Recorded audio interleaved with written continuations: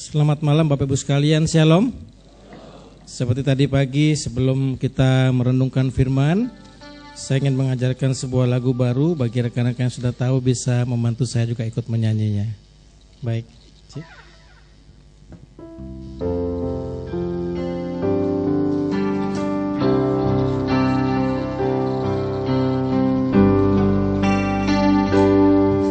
Yesus, mulia namamu, Kau tebusku dari semua dosaku. Yesus, besarlah kasih-Mu, di Kalvari curahkan darah-Mu. Yesus, mulia namamu, Kau tebusku dari semua dosaku. Yesus, besarlah kasih-Mu, di Kalvari curahkan darah-Mu.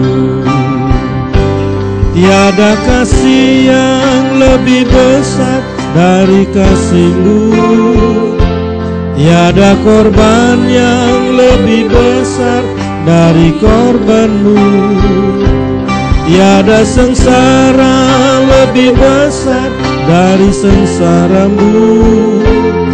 Semua itu Kau lakukan bagiku. Yesus, mulia namamu, Kau tebusku dari semua dosaku. Yesus, besarlah kasih-Mu, di Kalvari curahkan darah-Mu. Yesus, mulia namamu. Yesus, mulia namamu, Kau tebusku dari semua dosaku. Yesus, besarlah kasih-Mu, di Kalvari curahkan darah-Mu. Tiada kasih yang lebih besar dari kasih-Mu, tiada korban yang lebih besar dari korban-Mu, tiada sengsara lebih besar dari sengsara-Mu. Semua itu Kau lakukan bagiku.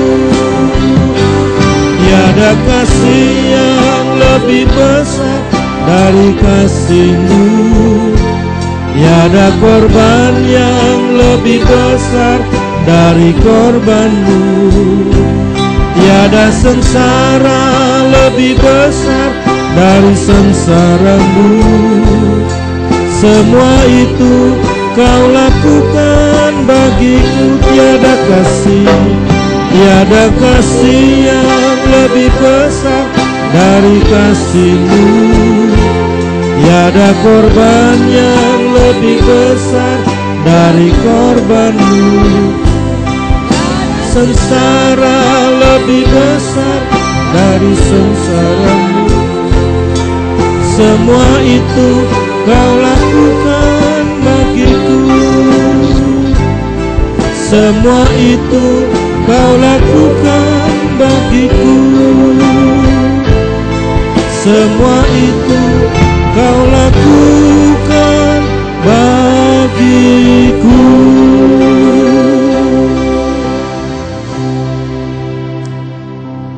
Selamat malam saudara sekalian. Salam sejahtera sekali lagi. Nanti setelah firman kita akan nyanyikan pujian ini kembali untuk menyambut perjamuan kudus. Izinkan saya minum sebentar.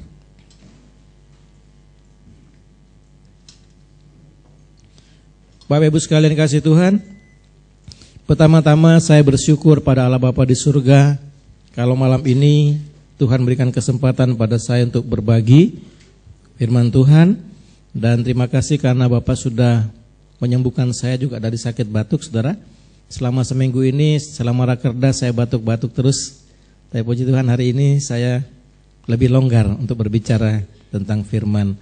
Yang kedua, saya berterima kasih kepada para tim gembala, terutama kepada Bapak Martino yang sudah memberikan kesempatan yang indah untuk saya.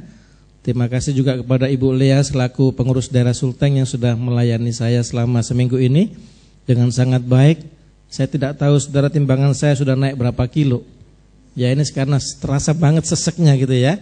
Banyak makanan yang masuk ke dalam perut saya. Terima kasih atas semua keramah taman saudara. Dan kiranya Tuhan memberkati kembali dengan limpahnya. Saudara sekalian, mari kita lihat Alkitab kita bersama-sama. Saya ingin mengajak Bapak Ibu membaca dalam 1 Petrus pasal yang kedua, ayat 9 dan ayat yang ke-10.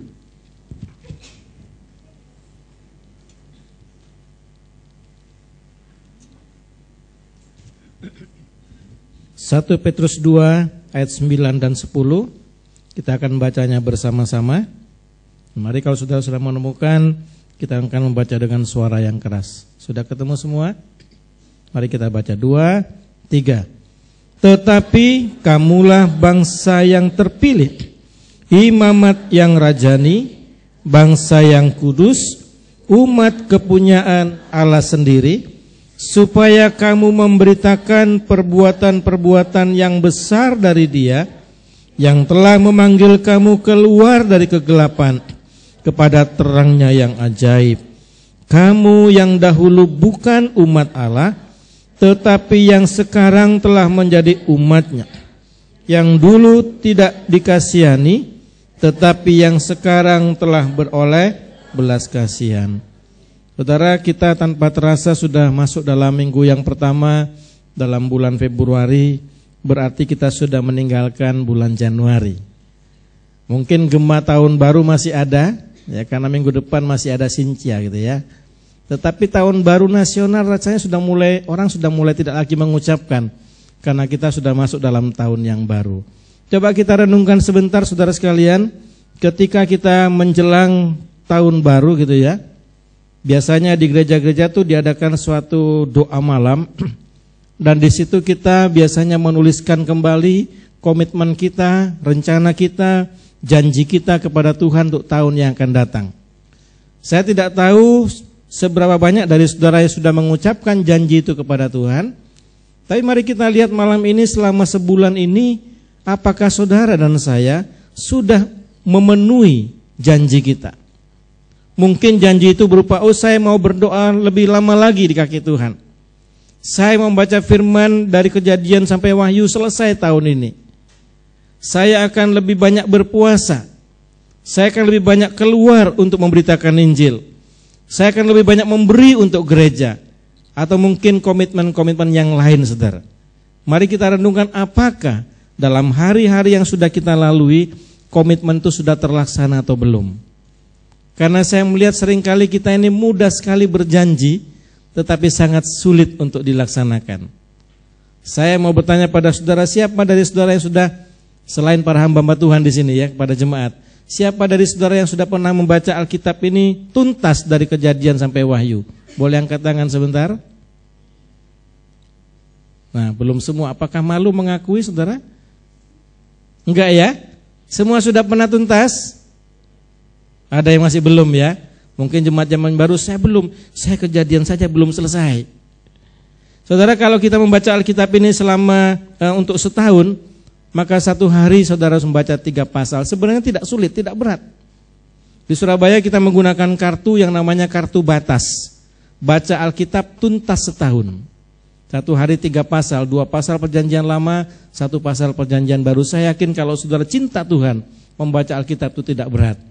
Amin. Amin saudara. Tidak berat. Oke, saya kurangi saja. Siapa dari saudara selain para hamba Tuhan di sini yang sudah membaca perjanjian baru selesai? Tolong angkat tangan. Nah, tidak banyak juga saudara ya. Jadi yang lain membaca apa nih saudara? Ya mungkin malu mengakui juga ya. Enggak apa-apa. Tapi saya tahu di hati kita ada kerinduan untuk membaca sampai tuntas. Benar enggak? Ini adalah makan rohani kita. Mari kita buat komitmen baru di hadapan Tuhan bahwa tahun ini saya akan baca Alkitab sampai selesai. Saya pernah mendengar kesaksian bahwa di Singapura itu ada seorang pengusaha. Dia selesaikan Alkitab 3 kali setahun, saudara. Nah, kalau kita anak-anak Tuhan di Indonesia tidak membaca Alkitab, maka saya khawatir kita tidak bisa bertahan melawan godaan-godaan si iblis. Ingat bahwa ketika Tuhan Yesus melawan iblis dalam pencobaan itu, dia tidak menggunakan apapun juga selain firman. Ketika kita menasihati orang lain, yang kita gunakan adalah firman. Ketika kita berdoa pun, kita mendoakan firman. Saya ingat teman saya kalau dia ke rumah sakit, saudara, mendoakan orang, dia selalu pakai ayat-ayat Alkitab dalam doanya. Tentu yang sudah pernah diingat, sudah pernah dibaca. Kalau belum pernah dibaca, bagaimana bisa diingat? Jadi saya harap jemaat di Palu bukan saja semangat berbakti, semangat menginjilnya luar biasa, tetapi mari kita cintai firman ini, karena ini merupakan makanan rohani kita yang kekal dan abadi. Amin. Yesus berkata kepada Marta, Marta, kamu sibuk dengan hal-hal yang jasmani, hanya urusan perut, tetapi Maria sudah memiliki atau mengambil bagian yang terbaik yang tidak akan pernah diambil dari hidupnya. Yesus juga berkata, langit dan bumi akan lenyap, tetapi firman Tuhan itu kekal selama-lamanya. Saudara sekalian, mari kita sekarang mulai masuk dalam tema kita pada malam hari ini. Mari kita lihat ayat-ayat yang tadi kita baca, dan kita akan membaginya dalam 3 bagian besar. Yang pertama adalah siapa kita saat ini, bagaimana status kita di hadapan Tuhan, dan kemudian yang kedua adalah dari mana kita berasal, siapa kita dahulu, dan kemudian setelah itu apa yang harus saya lakukan sekarang. 3 poin yang akan kita bahas dalam waktu yang tidak terlalu panjang malam ini, saudara ya. Mari kita sekarang konsentrasikan hati dan pikiran kita. Sambil saudara mendengar firman, saya harapkan saudara berdoa supaya Roh Kudus menyampaikan isi hatinya kepada kita masing-masing. Saudara ya, mari kita lihat yang bagian pertama di sana. Di dalam pasal 2 ayat 9 ini, kita melihat satu kalimat yang luar biasa yang dituliskan di sini, dikatakan seperti ini, tetapi kamulah bangsa yang terpilih, imamat yang rajani, bangsa yang kudus, umat kepunyaan Allah sendiri. Satu status yang tidak pernah kita bayangkan betapa tingginya Allah menghargai kita setelah kita menerima Yesus Kristus sebagai Tuhan dan Juru Selamat kita, saudara. Kalau kita mengingat penilaian-penilaian dunia ini, saya melihat seringkali mereka menilai kita itu dari penampilan kita. Saya pernah masuk ke sebuah bank di Surabaya, saya pakai jaket yang lusuh, saya naik sepeda motor, satpamnya diam saja, saudara. Bukain pintu saja enggak. Mungkin ini orang miskin dari mana nih mau masuk ke bank, saudara ya. Tapi pada kali yang lain saya coba ke bank yang sama, saya naik mobil, saya program yang cukup rapi, belum turun dari mobil, pintu bank sudah terbuka. Selamat datang Pak, kami siap menyambut saudara. Hanya dengan kendaraan dan pakaian yang berbeda, sambutan orang itu akan menjadi berbeda. Saudara, saya ingat di sebuah kota di daerah mana itu, pokoknya satu kota, saudara ya, ada seorang pendeta yang punya seorang anak laki-laki, umurnya sudah 17 tahun ya. Kemudian dia mendatangi papanya lalu bilang, Papa, aku sudah berulang tahun yang ke-17 ya. Ini laki-laki, saudara ya. Tolong dong beliin sepeda motor. Teman-teman semua sudah pada naik sepeda motor, mengapa saya masih sepeda ontel? Malu dong, 17 tahun kok. Oh oke. Ntar ya Papa mau pergi nih. Papa pergi pelayanan keluar kota selama 1 bulan. Syaratnya gini, aku mau belikan kamu sepeda motor. Syaratnya gini, selama 1 bulan kamu harus hidup seperti Yesus hidup dalam Alkitab. Apa Pak? Kamu harus hidup seperti Yesus hidup dalam Alkitab. Oh, beres Pak, gampang. Ya. Papanya pergi 1 bulan, kemudian datang, saudara ya. Ketika datang, papanya kaget, saudara. Penampilan anak muda ini berbeda. Ya, rambutnya sudah mulai panjang, 1 bulan kan lumayan ya. Tapi warnanya itu loh, sudah berubah warna sedemikian rupa. Kalau tadinya hitam kelam, sekarang sudah ada coklatnya, ada merahnya. Kemudian pakaian yang tadi ketat, jeans ketat, sekarang longgar-longgar, saudara. Seperti zaman tahun berapa itu ya, yang celana kita bisa menyapu lantai itu kan, saking lebarnya gitu ya. Papanya kaget, lalu dia sudah mulai berkumis. Kenapa kamu berubah? Loh, bukankah Papa suruh saya seperti Yesus? Saya lihat fotonya ya kayak gini Pak. Ya kan, foto-fotonya di gambar mana? Coba Bapak lihat tuh, rambutnya kan kemerah-merahan itu ya. Lalu ada jenggotnya, pakaiannya longgar-longgar. Ya karena 1 bulan belum sampai semuanya lah. Tapi sudah mirip kan dengan Yesus. Saudara, papanya tersenyum dan bilang, oke dah kalau gitu Papa pergi dulu ke pasar ya, tak beliin nanti ya. Loh, beli sepeda motor kok di pasar Pak? Sabarlah, tunggu pokoknya Papa nanti ke pasar saya beli ya. Pulang dari pasar saudara, rupanya papanya tidak bawa sepeda motor, tapi bawa keledai. Tahu maksudnya?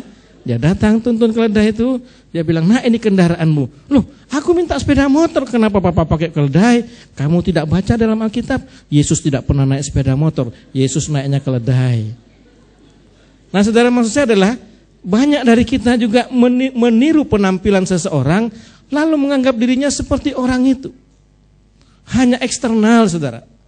Tetapi kalau kita melihat bagaimana dunia menilai kita, itu lebih mengerikan lagi. Karena iblis tidak pernah menilai kita positif. Dia selalu mencari yang negatif dalam hidup kita dan dia serang terus. Dia serang terus.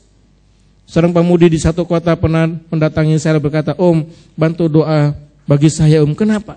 Saya terus jatuh Om.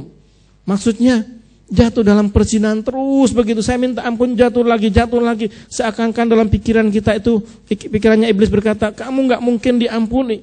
Dosamu sudah terlalu berat. Dosamu sudah terlalu kelam. Itu iblis saudara. Tetapi mari kita lupakan penilaian manusia atas diri kita. Mungkin kita dianggap rendah, kita dianggap minoritas, kita dianggap golongan-golongan yang tidak perlu diperhitungkan. Tetapi mari kita lihat bagaimana Alkitab menyatakan siapa saudara dan siapa saya. Amin. Yang pertama tadi kita melihat kamulah bangsa yang terpilih. Coba kita buka dalam 1 Petrus 1 di situ, ayat yang kedua. 1 Petrus 1 ayat yang kedua mengatakan, yaitu orang-orang yang dipilih, chosen generation, sesuai dengan rencana Allah Bapa kita, dan yang dikuduskan oleh Roh, supaya taat kepada Yesus Kristus dan menerima percikan darahnya. Saudara dan saya bukan orang yang tiba-tiba tanpa sengaja dipilih, tidak. Tetapi saudara dipilih oleh Allah atas kemahatauan Allah akan kita. Sejak kapan? Saudara boleh baca dalam Efesus 1 ayat yang keempat, sebelum dunia ada. Luar biasa. Sebelum dunia ada, Allah sudah memilih saudara dan saya supaya kita hidup kudus dan tidak bercacat celah di hadapan Tuhan. Ada rencana saudara. Nanti kita lihat dalam Efesus 2 ayat 10 juga dikatakan bahwa kita dibuat oleh Allah, buatan Allah, diciptakan dalam Kristus Yesus untuk melakukan perbuatan baik yang sudah dipersiapkan oleh Allah. Sudah direncanakan saudara hidup ini. Saudara mau kemana sudah direncanakan, tinggal adalah apakah kita mau menggenapi rencana Allah ataukah kita menggenapi rencana kita sendiri. Itu pilihan kita. Allah tidak pernah memaksa saudara dan saya untuk mengikuti rencananya. Dia mengizinkan saudara untuk memilih apakah saudara mau memilih bersama dengan Tuhan ataukah saudara memilih untuk berjalan sendiri. Kalau kita memilih untuk berjalan bersama dengan Tuhan, tanggung jawabnya adalah tanggung jawab Tuhan. Tetapi kalau saudara dan saya memilih untuk mengikuti jalan kita sendiri, maka Allah bilang, aku angkat tangan, silakan berjalan, risiko ditanggung penumpang. Saudara, ini penting sekali kita pahami bahwa saudara dan saya benar-benar dipilih untuk suatu tugas yang besar, saudara. Ada tugas yang perlu kita lakukan ketika pilihan terjadi. Coba saudara lihat ketika Olimpiade misalnya diselenggarakan, ketika Indonesia mengutus para atletnya, apa yang terjadi saudara? Apakah sekedar, oh kamu bisa main badminton, kirim aja berangkat. Bisa main bola, silakan berangkat. Apakah demikian? Enggak kan ya? Selalu melalui proses pemilihan, proses seleksi yang ketat. Ada ujian-ujian yang harus dilakukan. Nah kalau kita kembali kepada diri kita, siapa kita sebenarnya? Siapa kita saudara? Sehingga Allah memilih saudara dan saya untuk menjadi bagian dalam pekerjaannya yang luar biasa ini. Enggak ada apa-apanya kita saudara. Enggak ada hal baik yang perlu kita angkat di hadapan Tuhan. Coba saudara renungkan ya. Seandainya Tuhan itu memasang kamera, ya, kamera tersembunyi yang merekam kita setiap detik dari hidup kita sampai kita dewasa. Hati kita juga direkam, pikiran kita direkam, Perkataan kita, kelakuan kita direkam. Lalu satu hari Bapak Pendeta Martino berdiri di sini bilang begini, saudara sekalian, malam ini kita akan saksikan tayangan yang luar biasa di alam semesta, yaitu kehidupan saudara Effendi dari lahir sampai dewasa. Kalau saya ada di sini, saudara, saya cepat-cepat pulang. Kenapa? Tayangan itu begitu mengerikan. Begitu banyak perkataan saya menyakiti orang lain. Begitu banyak perbuatan saya tidak berkenan di hadapan Tuhan. Begitu banyak pikiran ini dikotori dengan hal-hal yang duniawi. Betapa banyak hati ini dipenuhi dengan motivasi yang tidak murni. Malu, saudara. Seandainya itu ditayangkan di depan jemaat, apa yang terjadi, saudara? Tetapi justru dalam keadaan seperti itulah kita dipilih oleh Allah menjadi anak-anaknya. Amin. Luar biasa Tuhan ya. Yang kedua, saudara, kita lihat di sana. Saya tidak berlama di sini. Kamu adalah bangsa yang terpilih, imamat yang rajani. Mari buka dalam Wahyu 1 ayat yang ke-6. Di situ sangat jelas bahwa yang mengangkat kita itu bukanlah kita sendiri, tetapi Allah. Ya, mungkin kita baca mulai dari ayat yang ke-5 bagian B itu. Wahyu 1 ayat 5b sampai dengan ayat yang ke-6. Bagi Dia yang mengasihi kita dan yang telah melepaskan kita dari dosa kita oleh darahnya, dan yang telah membuat kita menjadi suatu kerajaan. Dalam terjemahan lain dikatakan menjadi raja-raja, kings, menjadi imam-imam bagi Allah Bapanya. Bagi Dialah kemuliaan dan kuasa sampai selama-lamanya. Dia, saudara, mengangkat kita menjadi imam-imam, imam dari suatu kerajaan yang kekal, imam dari satu kerajaan surga yang umatnya juga terdiri dari para imam-imam yang saling melayani satu sama lain. Tugas imam dalam perjanjian lama itu ada 3, mempersembahkan korban, menaikkan doa, dan memberi berkat. Itu kira-kira utamanya seperti itu. Tentu ada banyak tugas yang lain, tetapi yang 3 ini enggak boleh hilang, saudara. Apa tadi? Mempersembahkan korban. Yang kedua, menaikkan doa. Yang ketiga, memberi berkat, menaikkan doa berkat bagi umat. Inilah seharusnya kita, saudara. Kalau saudara dan saya mengatakan saya adalah imamnya Tuhan, maka 3 hal itu harus ada dalam hidup kita. Kita harus menaikkan doa syafaat bagi saudara kita yang belum kenal Tuhan, bagi negara dan bangsa, bagi pemimpin gereja, bagi dunia ini. Saudara dan saya harus mempersembahkan korban-korban dengan berbagai jenisnya, termasuk korban syukur kita. Dan saudara juga harus menjadi berkat bagi orang lain. Tadi pagi saya sharingkan bahwa dalam banyak tujuan hidup manusia, ada 2 poin yang bisa kita garis bawahi, yaitu yang pertama, hidup kita harus memuliakan Tuhan, karena Dia sudah membayar kita dengan harga yang lunas. Kita sudah dibeli dengan harga yang lunas, dan kemudian biarlah kita menjadi berkat bagi orang lain. Saudara catat 2 poin ini, bagaimana dengan keberadaan saya, dengan berkat yang Tuhan berikan pada saya, dengan talenta, karunia, gelar, kesempatan-kesempatan yang Tuhan berikan pada saya, bagaimana saya bisa memuliakan Tuhan. Dan yang kedua adalah bagaimana saya dengan berkat yang Tuhan berikan, dengan kesempatan-kesempatan yang Tuhan berikan, saya boleh menjadi berkat bagi bangsa ini. Amin. Ini penting sekali, saudara. Ada satu kali saya sangat menyesal karena saya tidak menggunakan keimaman ini untuk menolong orang lain. Satu kali waktu saya masih bekerja sebagai konsultan arsitek, saya diutus oleh kantor saya ke luar kota, dan saya pulang sekitar 6:30 malam. Ketika saya mengembalikan mobil ke kantor, teman di kantor bilang begini, Pak, tadi Bapak diminta untuk datang ke rumahnya si A itu. Si A itu pegawai kantor, saudara, orang Batak yang tinggi besar ya, kuat gitu. Kenapa? Saya bilang, dia sakit, minta Bapak datang untuk berdoa untuk dia. Saya lihat badannya besar sekali, saudara ya. Paling sakit flu, saya pikir begitu. Karena tidak ada tanda-tanda bahwa dia sakit parah. Sakit, mungkin masuk angin, saya bilang. Saya capek nih, besok aja deh saya mampir ke rumahnya. Nanti sebelum ke kantor saya doakan pagi-pagi saja. Itu pikiran saya, saudara ya.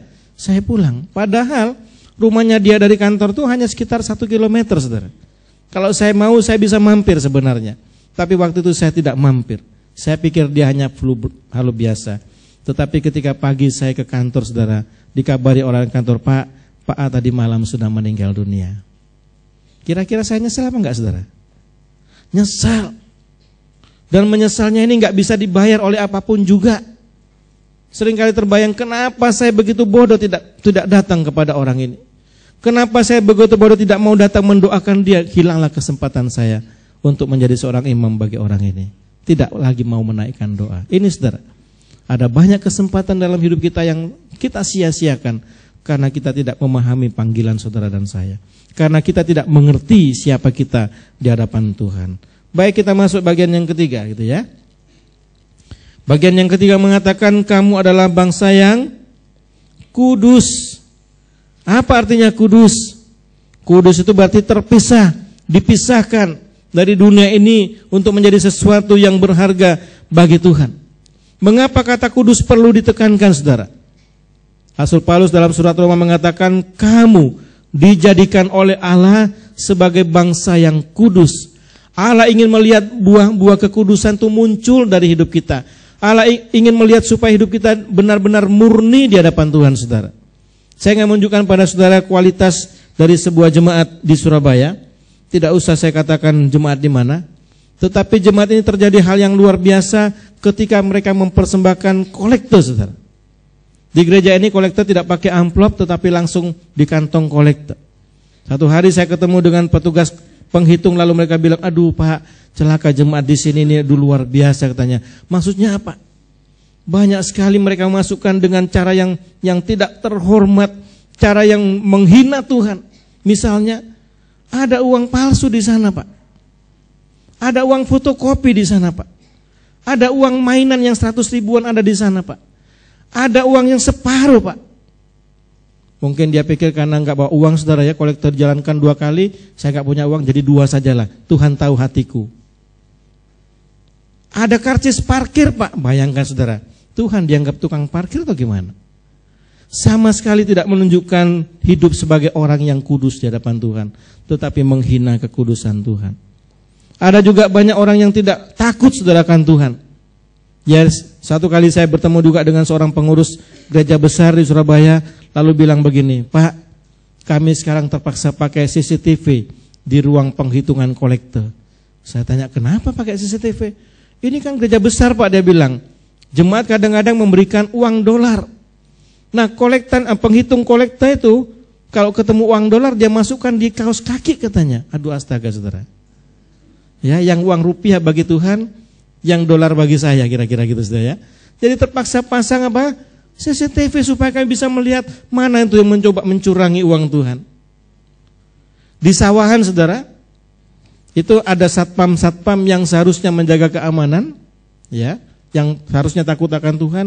Malam-malam dia masuk ke dalam gereja, patroli sambil membawa alat pancing saudara. Sebuah lidi yang ujungnya sudah diberi lem. Mancingnya di mana? Di peti persembahan. Dia pikir mancing di sungai kapan dapatnya kan? Mancing di gereja cepat dapat. Dia masukkan ke situ, tinggal tarik saudara. Yang tebal lumayan, puji Tuhan. Makanya kami lihat satpam ini bolak-balik ganti sepeda motor baru. HP-nya lebih canggih dari HP-nya gembala di Surabaya. Ternyata dia memancing di gereja saudara. Bayangkan. Ya, saudara juga kalau di Kisawaan dulu itu, sekarang sudah enggak. Kalau kita mau berdoa di ruang doa, hati-hati dengan sepatu saudara. Karena tidak jarang kita menemukan sepatu baru kita sudah berganti dengan sandal jepit yang lusuh. Ini terjadi di gereja. Makanya seringkali dulu ketika Om Ishak masih hidup, ketika akan menaikkan doa, entahkah doa setelah firman atau doa berkat, saudara angkat satu tangan ke atas, tangan yang lain pegang tas, pegang dompet erat-erat. Sebab ada tangan-tangan jahil dalam gereja. Mungkin Pak Martino masih ingat juga itu ya. Selalu bilang pegang tas saudara baik-baik. Aduh saudara bayangkan, di dalam gereja pun itu selalu ada orang-orang yang mau berbuat jahat. Ini saudara menunjukkan apa? Betapa sulitnya orang itu untuk hidup kudus. Coba kita baca dalam Ibrani 12 ayat 14 saudara ya. Sebagai penekanan untuk pembacaan kita hari ini. Ibrani 12 ayat yang ke-14.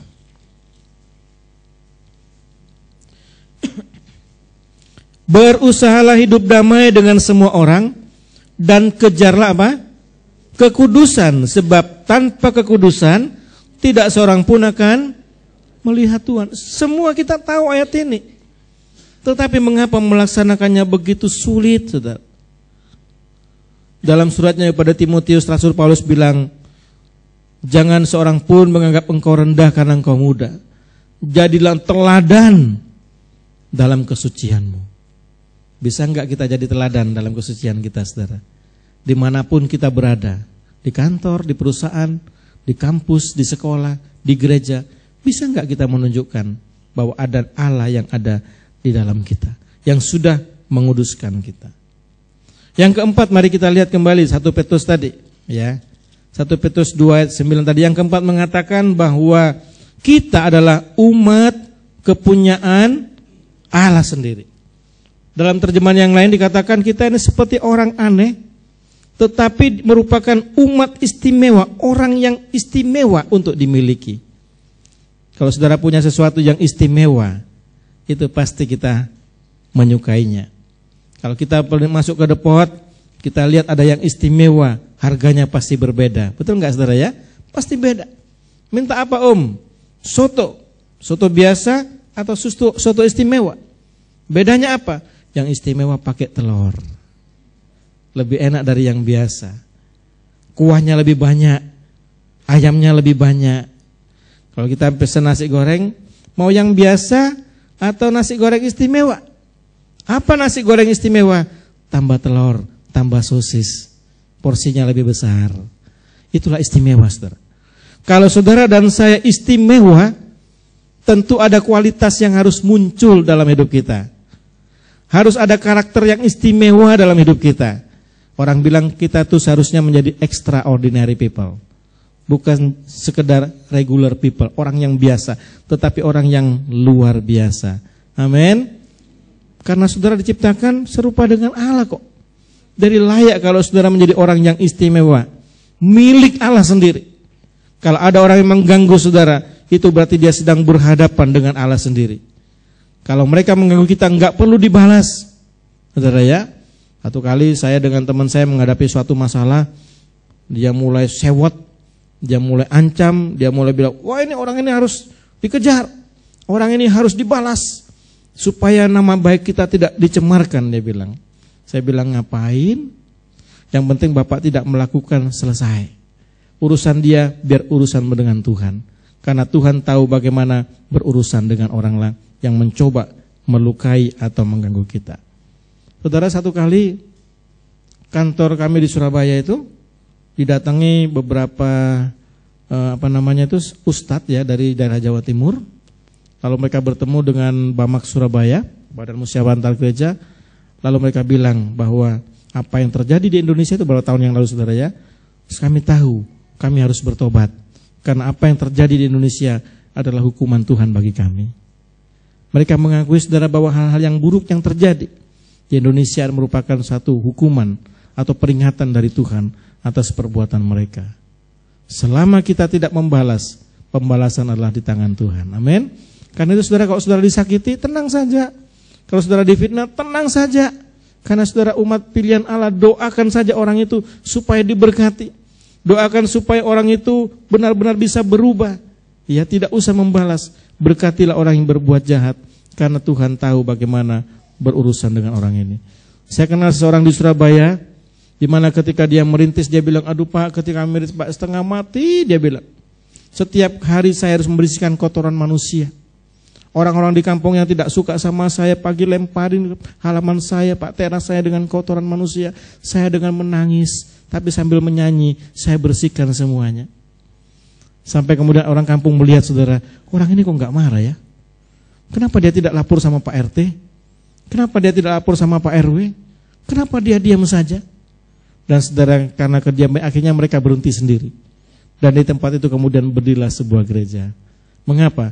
Karena dia tahu bagaimana berbuat yang baik untuk membalas kejahatan itu. Amin. Mari kita belajar, saudara, bahwa ketika orang melukai kita, kita tidak boleh membalas melukai. Ya, seorang dokter dari Singapura yang dipakai Tuhan untuk kesembuhan kanker dan HIV pernah khotbah di Sawahan.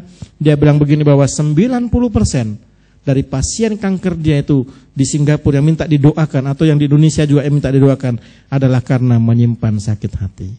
Lepaskan semua, saudara. Gak perlu sakit hati. Karena saya sering kali melihat juga ada orang-orang yang menikmati sakit itu. Rasanya enak, rasanya nikmat. Sama ketika kita mungkin merasa pegal di kaki, lalu dipijat oleh suami atau istri, aduh enak padahal sakit kan, tapi rasanya seperti enak, betul nggak? Itu juga begini, saudara. Makanya banyak orang Kristen menyimpan itu karena dinikmati, saudara. Untuk apa? Untuk apa? Satu kali, saudara, beberapa tahun yang lalu ya, saya pernah kecewa dengan seseorang dan saya benar-benar sakit hati di situ. Tapi satu hari Tuhan tempatkan saya satu mobil dengan orang ini. Dia duduk di bangku depan, saya duduk di bangku belakang. Saudara tahu nggak perasaan saya apa? Rasanya saya mau ambil batu, saya mau lempar kepalanya dari belakang. Ya benar-benar, ini serius. Tapi kemudian saya berdoa, Tuhan tolong saya supaya saya bisa mengampuni dia. Ampuni saya, cabut Tuhan kepahitan ini. Saudara tahu nggak? Itu seperti ada yang diangkat, shut. Tiba-tiba saya bisa mengasihi orang ini, saudara. Padahal kelakuannya masih sama. Tapi saya bisa mengasihi dia, saya bisa mendoakan. Kenapa? Karena Tuhan mengangkat itu akar pahit dari hidup kita. Ini, saudara, umat kepunyaan Allah itu harus punya karakter seperti itu. Mau mengampuni orang lain yang bersalah. Amin. Alkitab berkata, kalau kamu tidak mengampuni orang yang bersalah kepadamu, maka Bapa di surga juga tidak akan mengampuni kita. Itu jelas. Ya. Nah, sekarang kita lihat bagian yang kedua. Bagian besar yang kedua berkata begini ya. Yang telah memanggil kamu keluar dari kegelapan kepada terangnya yang ajaib. Kamu yang dahulu bukan umat Allah, tetapi yang sekarang telah menjadi umatnya. Yang dahulu tidak dikasihani, tetapi yang sekarang telah beroleh belas kasihan. Apa itu artinya, saudara? Ini menunjukkan pada kita siapa kita dulu sebelum kenal Tuhan. Kalau kita punya martabat yang luar biasa sekarang, sebagai bangsa pilihan, imam, sebagai bangsa yang kudus, umat istimewa milik Allah, mari kita ingat siapa kita dulu itu. Dari mana asal kita? Bukan dari terang. Kita berasal dari kegelapan. Saya ingat ketika Bapak Mokhtar Yadi bertobat, saudara. Dia sebelumnya sering kali mendengar khotbah-khotbah tentang pertobatan, tetapi dia tidak tergerak untuk bertobat. Ya, dia bilang, saya nggak berdosa, saya nggak pernah nyakitin istri, saya nggak pernah selingkuh, saya nggak pernah mencuri dan segala macam. Tapi satu kali, saudara, seorang pengkhotbah dalam khotbahnya bilang, bagi saudara juga yang pernah memanipulasi pajak, saudara juga orang berdosa. Dan baru dia sadar bahwa dia termasuk orang yang pernah memanipulasi pajak. Dan dia bertobat, saudara. Dia bertobat. Saudara, kemarin dalam Rakerda, Bapak Pendeta Martino sharing satu hal. Coba kita lihat ya, saudara ya. Yakobus 4 ayat yang ke-17. Barangkali di antara kita ada bilang, oh saya nggak berdosa kok. Ya, dari dulu saya hidup dalam terang. Nah, mari kita lihat. Yakobus 4 ayat 17 ya. Mari baca sama-sama. 2, 3. Jadi, jika seorang tahu bagaimana ia harus berbuat baik, tetapi ia tidak melakukannya, ia belum semua baca, saudara ya. Belum ketemu. Yakobus 4 ayat 17. Sekali lagi kita baca ya. 2, 3. Jadi, jika seorang tahu bagaimana ia harus berbuat baik, tetapi ia tidak melakukannya, ia berdosa. Nah, coba renungkan. Berapa banyak saudara punya kesempatan berbuat baik, tetapi tidak melakukannya. Seperti saya tadi itu. Saya bisa datangi dia untuk berdoa, saya tidak melakukannya, saya berdosa. Contoh yang lain, saudara ya. Satu kali saya mencuci mobil di teras rumah. Nah, sedang sibuk-sibuknya ada seorang ibu dengan mungkin anaknya, karena dia gendong anak kecil, naik sepeda depan rumah, berhenti, saudara. Nah, saya panggil istri saya, "Ma, tolong Ma, ada orang." Istri saya menengok dari pintu, saudara. Dia nggak keluar dari pintu, dia ingat saja, mungkin dia pikir mau minta uang orang ini. Lalu dia tanpa sadar bilang, "Yang lain saja ya, yang lain saja." Orang ini pergi, saudara. Lalu saya hampiri dia, "Loh Ma, kenapa kamu bilang begitu?" "Iya ya, kenapa aku bilang begitu ya? Dia belum tentu pengemis, Kita belum tanya dia perlunya apa. Tiba-tiba dia merasa apa saudara, tersentak gitu ya. Coba kita cari orang itu, coba kita panggil. Ketika saya keluar rumah sudah nggak ada saudara. Padahal gang itu cukup panjang, naik sepeda kalau saya panggil masih ada. Nggak ada orang itu. Nah, saya tidak berani mengatakan itu malaikat Tuhan sedang menyamar ya. Tapi bisa saja kemungkinan terjadi. Cukup panjang gang di rumah saya itu, nggak kelihatan lagi orang ini. Kemudian Roh Kudus menegur saya ayat ini. Ketika orang itu tahu bagaimana berbuat baik, tetapi tidak melakukannya, ia berdosa. Saya minta ampun saudara. Benar. Dan kesempatan ini sebenarnya banyak terjadi dalam hidup kita. Tahu bagaimana berbuat baik, tetapi tidak melakukannya, ia berdosa. Masih ingat tentang seorang yang turun dari mana itu? Yerusalem ke Yeriko ya. Kalau di tengah jalan dia itu dirampok, ada imam lewat aja, gitu ya. Tapi siapa yang datang menolong dia saudara? Orang Samaria. Mari kita menjadi orang-orang Samaria yang tahu bagaimana berbuat baik. Nah, kalau kita melihat saudara ya, ini kita melihat bahwa dahulu kita ini adalah orang berdosa yang digarami oleh dunia. Tetapi sekarang karena kita sudah diangkat oleh Tuhan, punya martabat status yang luar biasa, mari kita mulai menggarami dunia itu. Mari kita mulai menjadi terang bagi dunia ini dengan kehidupan kita masing-masing. Saya kaget ketika saya menghadiri perayaan Natal beberapa waktu yang lalu, bulan Desember yang lalu. Ketika lilin dinyalakan lalu lagu Malam Kudus mulai dinaikkan, ada seorang yang berpuisi, bagus puisinya. Dia bilang begini, terima kasih Tuhan, Engkau sudah mengizinkan kami menjadi lilin-lilin kecil yang menggambarkan kemuliaan surga. Saya tertegun, kemuliaan surga seperti lilin kecil, kecil banget. Lilin ini usianya tidak sampai 2 kali, barangkali 2 kali lagu Malam Kudus saudara umurnya kan. Nah kalau umurnya ini cuma sekian, berarti surga pun sangat kecil. Surga itu besar. Saya tidak menemukan di Alkitab bahwa saudara dan saya adalah lilin-lilin kecil. Itu lagunya Krisya ada, ya kan? Tetapi saudara dan saya adalah terang dunia, memancar setiap hari, menerangi kegelapan. Lilin itu usianya berapa? Hanya bagus pada malam Natal saja. Setelah itu dibuang, tunggu Natal lagi baru nyalakan lagi kan? Makanya tidak heran kita melihat di banyak kota orang Kristen yang musiman. Hanya kalau Natal dia datang, Januari sampai Desember no. Ini kan dia nggak lilin kecil. Tetapi saudara dan saya adalah terang dunia. Kalau kita melihat tadi, engkau sudah dibawa dari gelap kepada terang. Sekarang marilah kita menjadi terang bagi orang lain. Setuju? Nah, baik. Kalau saudara menggambarkan kasih Tuhan itu seperti apa yang saudara rasakan ketika dia menembus kita? Efesus pasal yang ketiga ayat yang ke-18.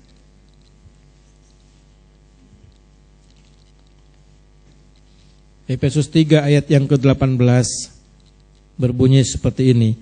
Aku berdoa supaya kamu bersama-sama dengan segala orang kudus dapat memahami betapa lebarnya dan panjangnya dan tingginya dan dalamnya kasih Kristus. Tadi pagi ketika saya tanya berapa dimensi? 4 dimensi. Aduh luar biasa ya. 4 dimensi. TV kita masih 3 dimensi saudara ya. Kalau nanti ada TV 4 dimensi saya nggak bisa membayangkan. Mungkin saudara harus terbang di luar angkasa baru kita merasakan 4 dimensi. Tidak ada batas. Ketika saya melihat gambar dari bumi besar, tapi ketika diukur dari angkasa kecil. Bahkan pada suatu saat tidak kelihatan lagi saudara. Karena begitu luasnya alam semesta ini, universe. Ada miliaran bintang yang belum terdeteksi. Seorang ahli astronomi dari ITB mengatakan bahwa hanya 2% yang baru dipelajari. 2%, bayangkan. Sudah begitu banyak, apalagi kalau 100%. Kasih Allah itu panjangnya tak terbatas, lebarnya tak terbatas, tinggi dan dalamnya pun tidak terbatas. Karena itu Dia mengangkat kita dari gelap kepada terangnya yang ajaib. Aduh luar biasa ya. Seringkali saudara kita mengabaikan kasih ini saudara. Seringkali kita mengabaikan pengorbanan Tuhan. Seringkali kita mengabaikan kesengsaraan Tuhan karena kita berfokus kepada diri sendiri. Selama kita berfokus kepada diri sendiri saudara, Kita melihat orang-orang di sekitar kita menekan kita. Tapi mari kita berfokus kepada Tuhan. Gembala kami almarhum Om Ishak selalu bilang apa? Pandang Tuhan. Berfokus hanya kepada Yesus. Dunia, teman, pendeta, pemimpin bisa membuat kita kecewa. Tapi Yesus tidak akan pernah membuat saudara dan saya kecewa. Amin. Dia luar biasa. Nah, mari kita masuk bagian terakhir. Kalau kita sudah tahu siapa kita dan dari mana asal kita, sekarang apa yang harus kita lakukan? Dalam 1 Petrus 2 ayat 9 dikatakan, supaya kamu memberitakan perbuatan-perbuatan yang besar dari Dia yang telah memanggil kamu keluar dari kegelapan kepada terangnya yang ajaib, supaya saudara dan saya menjadi saksi, supaya saudara dan saya ikut mengambil bagian, ikut andil dalam pekabaran Injil. Tidak salah kalau GPS memakai visi misioner, transformis mandiri. Setelah saudara mengalami transformasi oleh Allah, mari kita juga mentransformasi orang lain. Mari kita pergi untuk mengabarkan Injil dengan cara-cara yang sudah Tuhan berikan kepada saudara dan saya. Amin.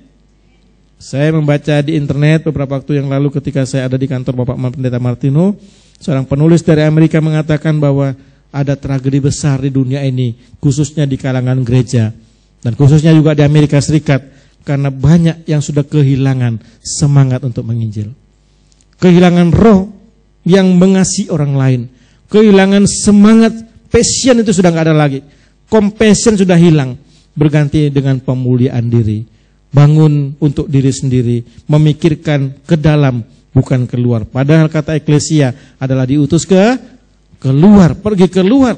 Tetapi sebaliknya dia bilang banyak gereja yang pergi ke dalam, mengumpulkan banyak-banyak, tetapi tidak pernah peduli dengan lingkungan, tidak perlu peduli dengan keselamatan orang lain. Yang penting dia sudah selamat. Ini tragedi, saudara. Ketika saya pertama kali tahun 2000 masuk di sebagai hamba Tuhan full timer, karena saya dulu seorang arsitek dan juga seorang dosen, saya dipanggil Tuhan dengan cara yang ajaib untuk menjadi hambanya. Saya nggak pernah punya mimpi jadi pendeta, saudara ya. Saya pikir melayani cukuplah, main musik di gereja cukup, paduan suara cukup. Tetapi satu kali Om Ishak memanggil saya, bilang-bilang, Nep, you harus bantu saya full time. Saya bilang saya nggak mau. Saya nggak mau, saya mau melayani Om. Harus full time. Kalau tahu dia sediakan meja untuk saya sudah di kantor. Saya nggak pernah masuk, karena memang saya nggak mau. Saya bergumul kurang lebih 5 tahun. Kemudian satu hari, saudara, saya nggak tahan. Ketika itu saya sedang memainkan musik di keyboard ya, karena saya juga tim pemain musik di gereja. Pengkhotbah bilang, mari kita nyanyikan pujian, Tuhanku mau menyenangkanmu. Ya, saksi sedikit ya, Tuhanku mau menyenangkanmu. Sedang saya memainkan keyboard sambil menyanyi, Roh Kudus bilang pada saya, kamu pendusta, kamu bohong. Saya berdoa, sudah tanya, Tuhan bagian mana yang bohong? Tuhan bilang begini, kamu bilang kamu mau menyenangkan aku, sedangkan aku minta waktumu saja kamu gak kasih. Pak, saudara, itu saya seperti ditempeleng sangat keras. Iya, saya menyanyikan ini, aku mau menyenangkanmu Tuhan, tapi Tuhan minta saya full time, saya gak mau. Hanya minta soal waktu, belum minta nyawa, saudara. Hanya minta waktu, saya bertahan. Tapi malam itu saya bilang, Tuhan, aku mau tinggalkan semuanya. Aku mau menurut apa yang kau mau. Itulah sebabnya saya ada di sini, saudara. Tahun 2000 saya memutuskan untuk jadi full time. Saya masuk di gereja, saya ditaruh di bagian lead bank. Saya teliti semua gereja. Saudara tahu enggak? Saat itu di gereja Sawahan tidak ada komisi misi, bayangkan. Gereja besar, komisi diakonia ada, rumah tangga ada, pra ada, komisi misi tidak ada. Saya bilang, kenapa komisi tidak ada? Kenapa komisi misi yang penting tidak ada? Sebab gereja bertumbuh melalui misi, bukan? Jawabannya sangat mengagetkan, saudara. Kami tidak perlu komisi misi. Sakit, saudara. Nah, ini sebabnya kemudian kalau kita kembali kepada pengorbanan Kristus, di mana dia mengatakan pada malam penetapan perjamuan kudus, lakukanlah ini sebagai suatu peringatan akan aku, nggak jalan. Peringatan akan apa, saudara?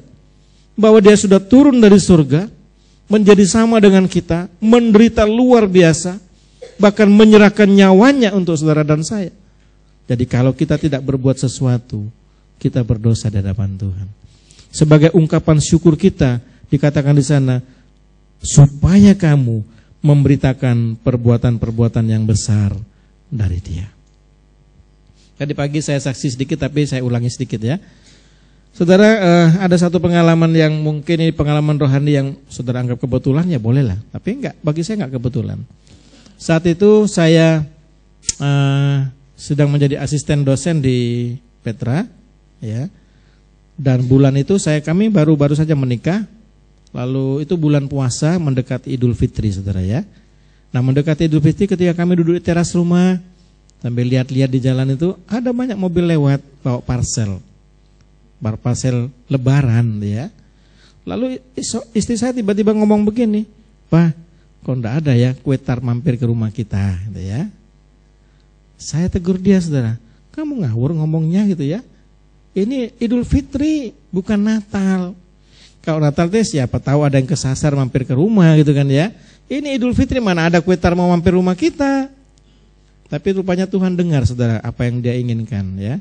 Dan Tuhan menjawab dengan cara yang ajaib. Beberapa hari setelah itu ada sebuah mobil berhenti di depan rumah saya. Seorang mahasiswi turun. Saya lihat dia bawa kotak besar, saudara. Ya, saya tidak curiga bahwa itu untuk saya. Jadi saya keluar dari rumah, saya tanya, "Mau kemana, Non?" Dia bilang, "Mau ke rumah Bapak." "Terus mau ngapain?" "Mau ngantar parcel kue tar," kata dia. "Loh, kenapa kamu punya pikiran mau ngantar pada saya?" Dia pikir, saudara, karena nama saya Effendi, dia pikir, "Loh, ke Bapak Islam tuh," katanya. "Bukankah nama Effendi itu nama Islam?" Sudah lihat cara Tuhan ya. Dia pikir karena kulit saya ini agak kecoklatan sawo matang, saudara ya. Namanya Effendi kan. Pas lebaran dia pikir, aku mau kasih kue tar sama Pak Effendi. Dia pikir saya Islam. Saya bilang, "Saya bukan Islam, saya Kristen." Rupanya nama Yohanes di depannya nggak dibaca sama dia, saudara ya. Hanya Effendinya saja. Dia bilang, "Apa, saudara?" "Malah Pak, sudah terlanjur Pak, masa saya bawa pulang lagi?" Dia bilang, saudara ya. Ketika dibuka kotak ini, kue tar. Itu saya bilang, tuh bagaimana Tuhan menjawab doa kita. Yang dipuji siapa, saudara? Tuhan. Karena Dia sama sekali tidak berbuat apa-apa, karena hanya sekedar ngomong aja. Tapi Tuhan tahu. Saudara, saya melihat begini, saudara. Ini penting sekali. Kekristenan itu sebenarnya bukan agama, menurut saya pribadi, tetapi suatu pengalaman rohani kita berjalan bersama dengan Tuhan sampai nanti kita naik ke surga. Jadi kalau saudara berkata, "Aku nggak punya pengalaman rohani dengan Tuhan," minta, saudara. Saya yakin setiap kita pasti punya pengalaman rohani, dan itulah yang bisa kita bagikan. Karya Allah yang besar yang sudah memanggil kita dari gelap itu. Karya Allah yang besar, mujizat yang luar biasa yang sudah menebus kita. Kita yang seharusnya dihukum, kita yang seharusnya dimurkai, kita yang harusnya dikutuk, kita yang harusnya lemah miskin, tetapi Dia sudah gantikan semuanya di kayu salib. Itu sebabnya Alkitab mengatakan Dia yang kaya itu rela menjadi miskin, supaya kita yang miskin menjadi kaya. Kadang-kadang kata kaya lalu diidentikan, saudara, dengan materi, dengan uang. Padahal konteks itu berbicara tentang jemaat di Makedonia yang meskipun dihajar dengan beban yang berat, mengalami penderitaan yang luar biasa, bertumpuk-tumpuk dan sangat miskin, Alkitab bilang, tetapi mereka kaya dalam kemurahan. Kaya dalam kemurahan. Istri saya satu kali didatangi oleh seorang keluarga yang minta bantuan keuangan, saudara. Istri saya bilang, "Aku harus berdoa dulu ngomong sama suami." Tapi ketika dia berdoa, Tuhan tegur begini, saudara. "Kita memberi karena kelimpahan itu biasa. Tetapi kalau kamu memberi dari kekuranganmu, itu luar biasa." Itu kekayaan yang tidak bisa dihitung, saudara. Bagaimana hati itu rela memberi walaupun diri masih dalam kekurangan. Ini merupakan suatu bukti bahwa kita berbuat sesuatu karena Tuhan sudah menyelamatkan kita. Mari kita renungkan baik-baik. Nah, sekarang kita ambil kesimpulan. Coba kita lihat kembali dalam 1 Petrus tadi, saudara ya. Ayat 2. Kita akan baca ayat sana sekali lagi. Lalu nanti kita akan tutup dengan 1 Yohanes 3 ayat 16 ya. 1 Petrus 2 ayat 9 dan 10 kita baca sekali lagi. Tetapi kata kamu diganti dengan kata saya. Ya. Kata kamu diganti dengan kata saya. Baca yang keras ya. 2, 3. Tetapi sayalah bangsa yang terpilih, yang rajani, bangsa yang kudus, umat kepunyaan Allah sendiri, supaya saya memberitakan perbuatan-perbuatan yang besar dari Dia yang telah memanggil saya keluar dari kegelapan kepada terangnya yang ajaib. Saya yang dahulu bukan umat Allah, tetapi yang sekarang telah menjadi umatnya, yang dahulu tidak dikasihani, tetapi yang sekarang telah beroleh belas kasihan. Coba katakan pada kanan kiri saudara, kamulah bangsa yang terpilih. Coba katakan, kamulah imamat yang rajani, kamulah bangsa yang kudus, kamulah umat kepunyaan Allah sendiri. Aduh, luar biasa ya. Luar biasa Tuhan kita. Kemudian yang perlu kita lakukan tadi apa saudara? Supaya saya memberitakan perbuatan-perbuatan besar. Setuju? Saya melihat angka jiwa yang dimenangkan di Sulteng itu paling tinggi di jemaat lokal di seluruh Indonesia. Saya percaya saudara adalah jemaat-jemaat yang misioner. Amin. Mari kita baca ayat penutup kita, 1 Yohanes 3 ayat 16, dan kita akan masuk dalam doa. 1 Yohanes 3 ayat yang ke-16. Perbuatan apa yang harus kita lakukan yang bisa diterima oleh Tuhan? Ini adalah ayatnya di sini. 1 Yohanes 3 ayat yang ke-16 berbunyi seperti ini.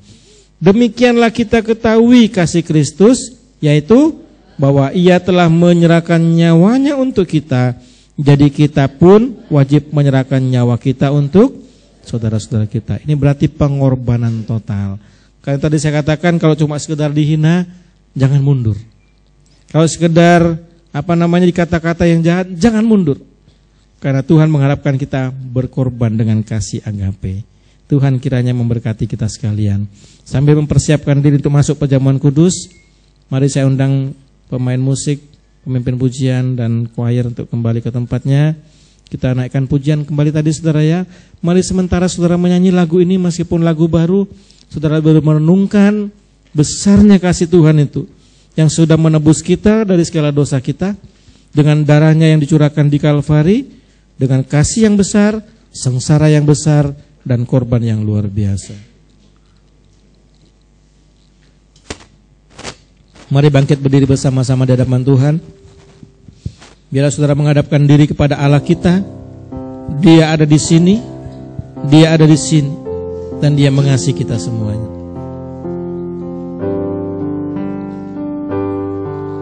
Yesus, mulia nama-Mu, Kau tebusku dari semua dosaku.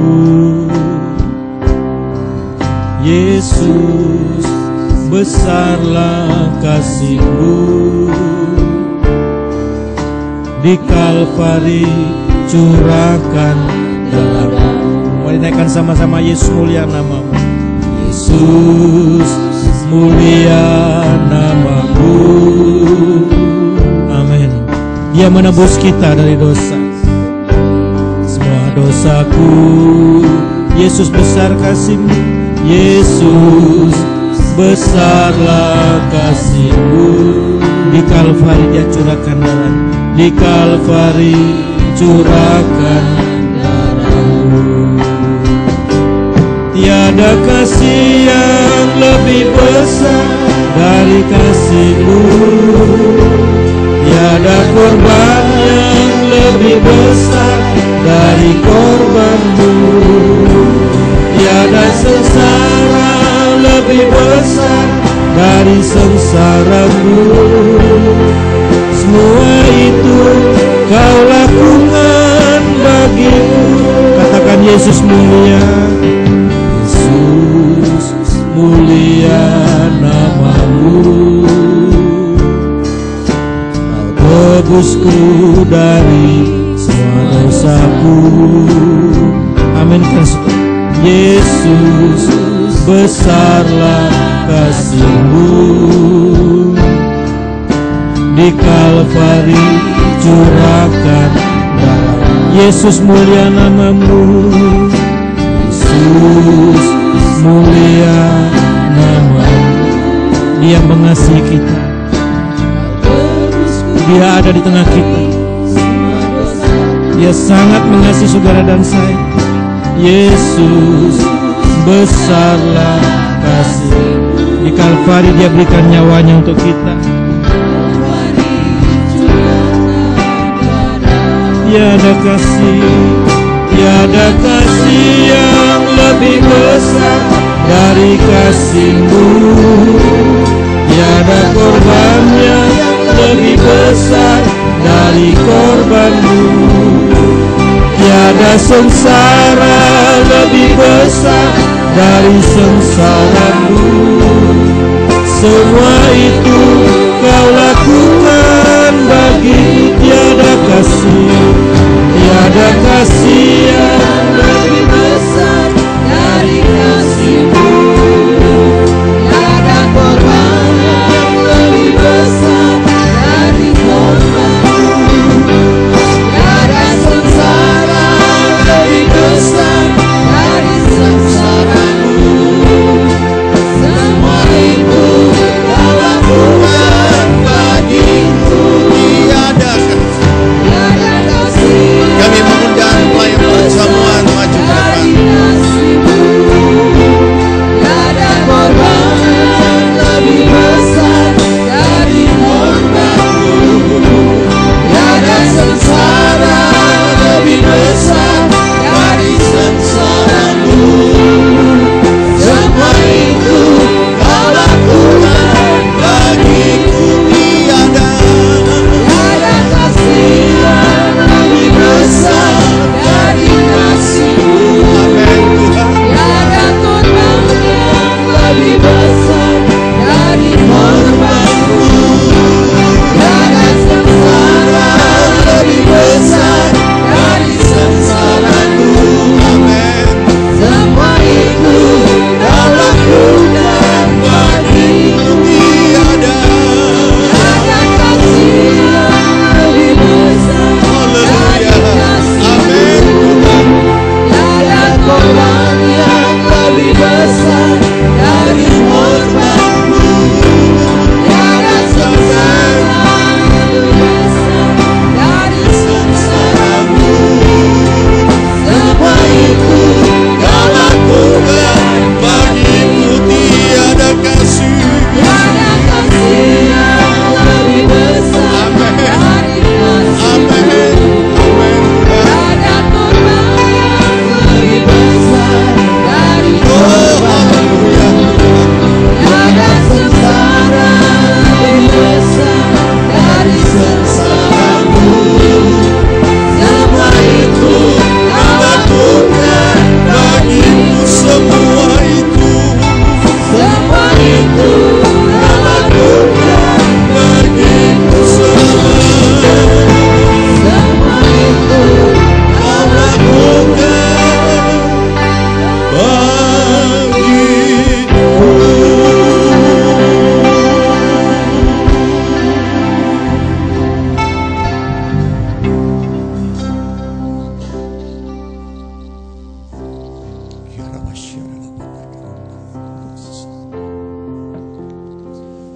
Terima kasih Bapa. Anugerah-Mu melimpah atas hidup kami.